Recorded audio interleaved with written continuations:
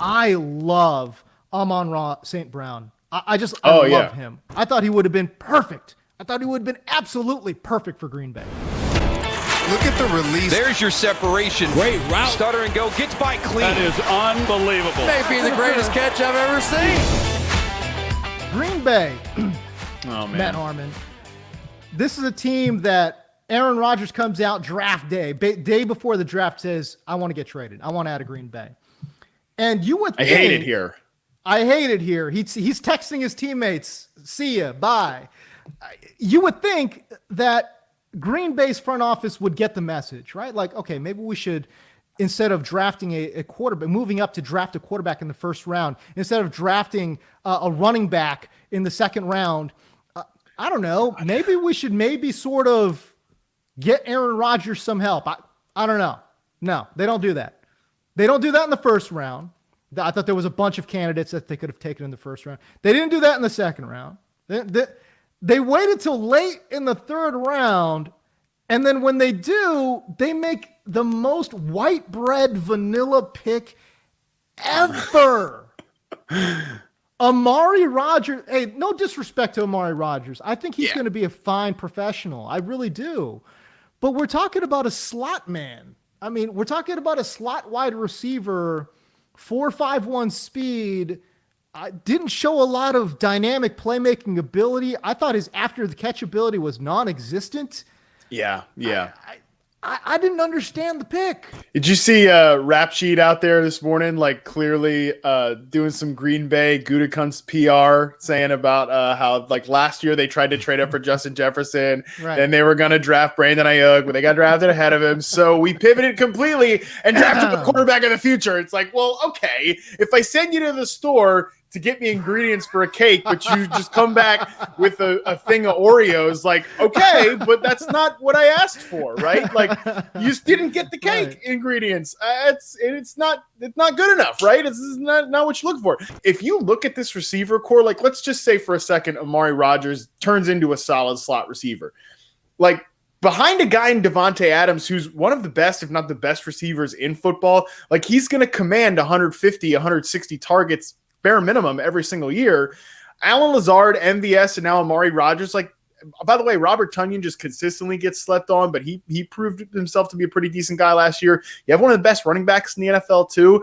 That's not bad. Like, there's a lot of guys out there dealing with a lot worse, Aaron. So let's just think about that for a second. But your point about Amari Rodgers' lack of dynamism is the reason that it's just not that exciting of a pick. Like, I think he can be a solid slot receiver that sticks around, but you're totally right. Rodgers was dropped on first contact on 61.9% of his in-space attempts. That's when he gets a catch and he's running in the open field with opportunities to break a tackle. Went down on first contact a lot. Broke multiple tackles on 3.8% of those chances. That's just not enough dynamism, which is why he went. That's why he went.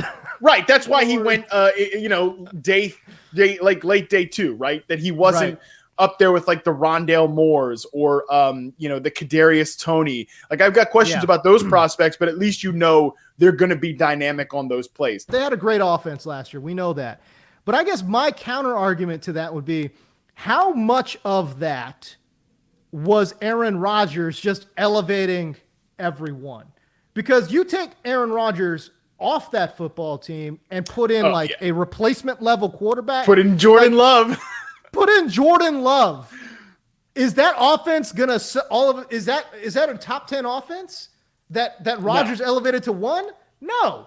That's a bottom 10 offense that Rodgers elevated to 1. It's not good faith negotiations is what I'm saying. You're saying one thing but showing a completely different thing. And to me, that's why I think they're in the mess that they're in, because you're saying all these things, but last year you go and draft Jordan Love in the first round. You go draft a running back in the second round. Like, what are we doing here, Green Bay? I think it's tough for Aaron Rodgers to sit there and square. I lost in the NFC Championship game when I was the better quarterback on that particular afternoon to a guy in Tom Brady that his team has done everything to surround him with top level skill position talent. Like, Tom Brady is definitely like they're a better team because they signed Tom Brady, but they also had great players there. But then they didn't just sit on, rest on their laurels and like, all right, you've got Chris Godwin and Mike Evans and OJ Howard. That should be good enough. You can elevate them. They still went out and got Antonio Brown. They still went out and got Rob Gronkowski. They brought in Leonard Fournette late in the summer. So they made those extra moves for Tom Brady. Rodgers, they drafted his replacement, and they drafted a running back who barely saw the field. So, I think it's tough for Rodgers to square that. I'm not saying that Green Bay's front office has done right.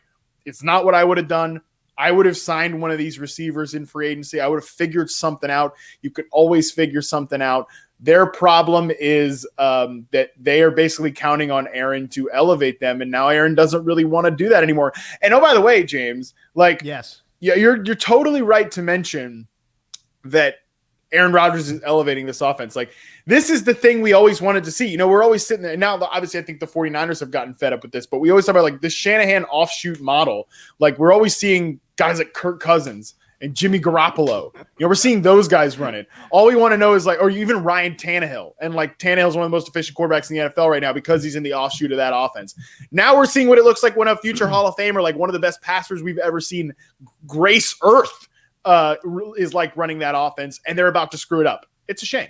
I love Amon-Ra St. Brown. I love him. We could talk about him later. I mean, let's talk about him now because honestly, to me, I just feel like this is a guy he is the guy that you want in Green Bay. Tough guy, physical guy, 6 feet, 200 pounds, contested catch freak. Not the best 40 time in the world, but what I really liked was that 39-inch vertical. He has short area explosiveness in spades. And the fact that, man, again, we're just talking about a guy that's just a tough dude inside. I thought he would have been perfect. I thought he would have been absolutely perfect for Green Bay. In my profile, like written pre-draft for Amon-Ra St. Brown, I compared it to potentially finding a role like Cooper Kupp has found with the LA Rams. Sure enough, there's some connective tissue with the Detroit Lions. Obviously, Brad Holmes is a Rams front office guy. Jared Goff obviously came to rely on Amon-Ra. There's the slip already. Cooper Kupp as his his binky there, his comfort blanket, guy, his safety blanket. So I actually wonder if and this is a spot too, by the way, Detroit, they're the worst skill position group in the NFL right now. I mean, their receivers. They're the worst team in the NFL. Yeah, man. they stink. They're stink. Awful. Right. Yeah, they're they stink. terrible. They're going to be really, really bad. But for this receiver course specifically, they had to sign freaking Tyrell Williams and Brashad Perryman to just not be like an expansion level team at wide receiver. I think St. Brown could be a guy that surprises right away. Like, I could see him catching 80 passes as a rookie because he does have that toughness. He's also really good on contested catches, one of the best scores in the class there. I mentioned that as a superlatives article that's free on the website for anyone to go check out if they're interested. Like, he's a player who is that physical presence as a big slot receiver, not really unlike Juju Smith-Schuster, like the player that he's become. Similar school, same school there, USC as well.